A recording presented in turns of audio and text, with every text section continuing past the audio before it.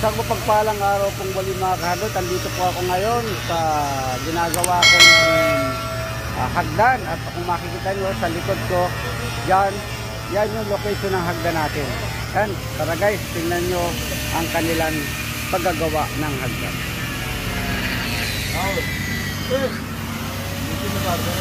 At ito nga mga kahadot, kung mapapansin nyo, ayan, may marka ang semento. Yung nakikita nyo marka sa semento na yon, yon ang ating step. Bali nagkaroon po tayo ng 18 cm na taas dyan. Ito po ay na-layout natin at madaling mag-layout nito. Alam nyo po kung ano ang ginawa. Nag-umpisa po kami sa ibabaw para malaman namin ang madali, kasi unequal to unequal yung ating length, kaya nag-adjust tayo sa riser. Pagka mag-a-adjust kayo ng riser, umpisahan nyo sa ibabaw pa ibaba, tsak, madali nyo makukuha ang hindi ko na ipakita sa inyo dahil kahapon lamang naaalan ito at naglalagay na po kami ng shuttering. At siyempre, unahin din nyo ang shuttering ng flooring ha.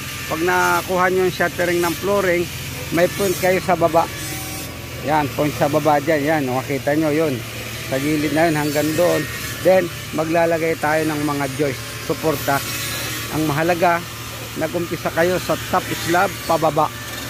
Yan po, mga napakasimpleng paggagawa ng hagdan. Tuloy-tuloy po tayo sa panonood at ipakikita ko sa inyo hanggang sa pagbubakal. Ayan guys. Siyempre nga itong ating karpintero, inihandaan nila ang kanilang mga gamit na kahoy. Sinukat na yan para ilagay doon sa ibabaw ng flooring. At dito sa ilalim, ayan ang ating flooring, may mga suporta po yan. Kailangan natin na medyo sigurado ng ilalim para hindi tayo magkaroon ng problema pagka binuhusan. Ayan po, at inilagay na ang sahig at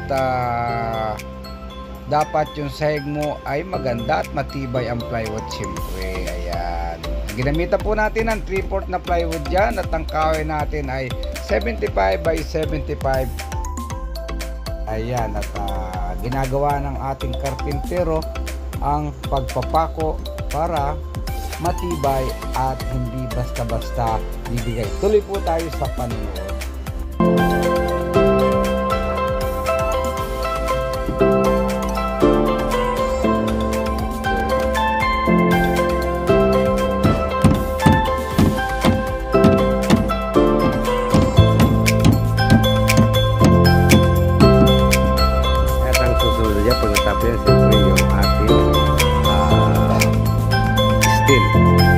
Papakalan na natin yan mga kahadot.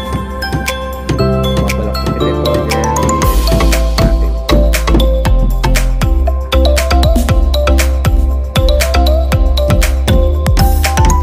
Ngayon ay araw ng Friday, kaya natin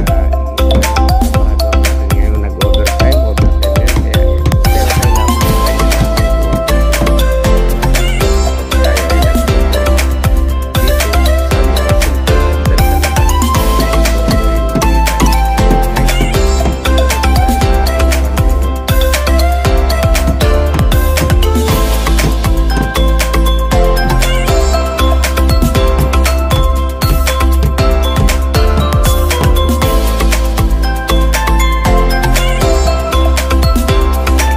A few moments later. At yun mga kahadot, andito ulit tayo. Ayan, at nalagyan nila ng side ng gilid na ito, ng side form. Ngayon ibibinda nila yung bakal na yun. Yan ang susunod yan, steel bar, reinforced, then concreting na pagka natapos siya. Yan po ang ating update sa ating ginagawa. At yun nga guys, at tayo maglalagay ng bakal sa ating hagdan.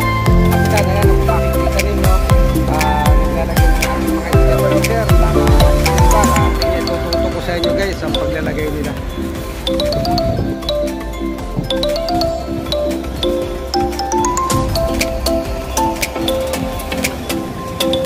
At yan guys, nag-umpisa na silang maglagay.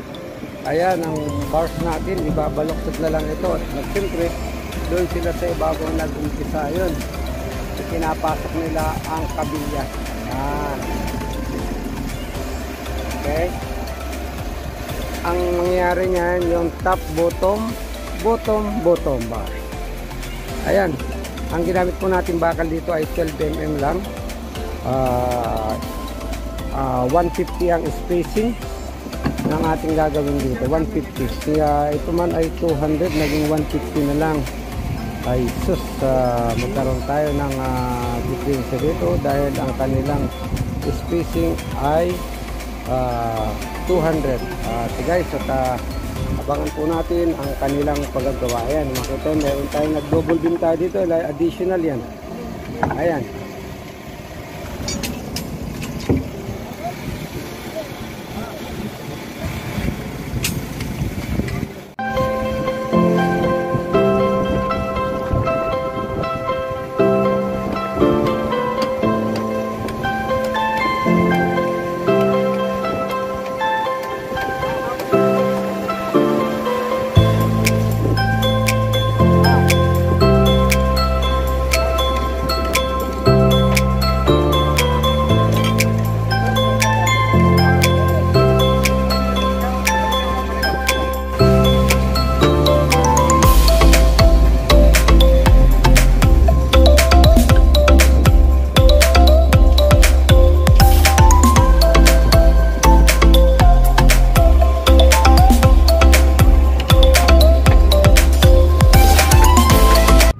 At second day po mga kaharot, good morning muli. Andito tayo sa ating pinagagawang hagdan. Ipakikita ko sa inyo ang update kung ano na ang nangyari.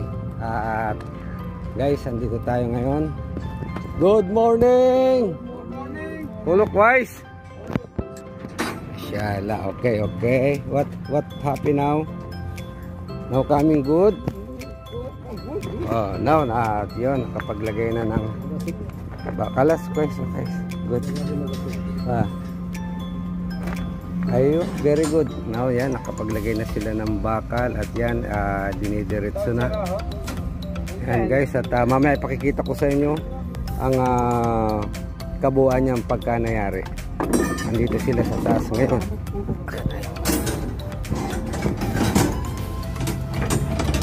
Very good. Send this one. Okay.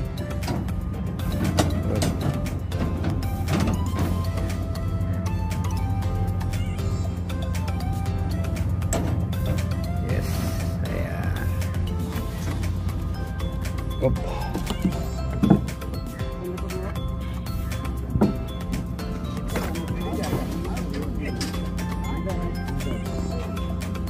Ayan guys.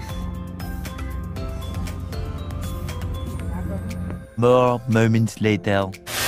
At ito na nga mga karot, naglalagay na sila ng sa step. Kaya mga kahoy na nakikita nyo, yan ang ating step.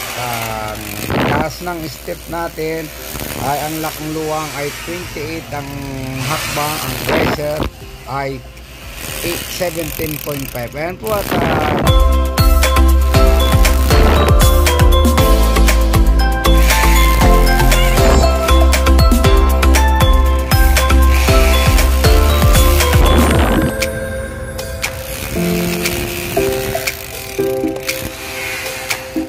at yun guys, andito tayo sa stair natin at natapos na nilang lagyan ng forma. Ang ilalagay naman nila dito ay itong step sa bakal. Ang riser nga pala nito mga kaharot ay 17.5 by 28 ang step. Ayan po ang sukat ng ating hagdan na ito. 17.5 ang riser, ang step ay 28 cm. And guys, at ang susunod natin dito ay siyempre ay bubuhusan na natin ito ng konkreto. Yan, at maraming salamat po mga kahardot sa inyong panonood ng aking video at sa pagsuporta po ng aking channel. Sana po ay may nakuha kayong kaunting idea at mag-comment lang po kung may mga katanungan at akin pong sasagutin. Maraming salamat po, ang salitang galing sa bibig mula sa puso para sa ating kapwa. Ito po si Kahardot nagsasabing mabuhay tayong lahat. Bye-bye!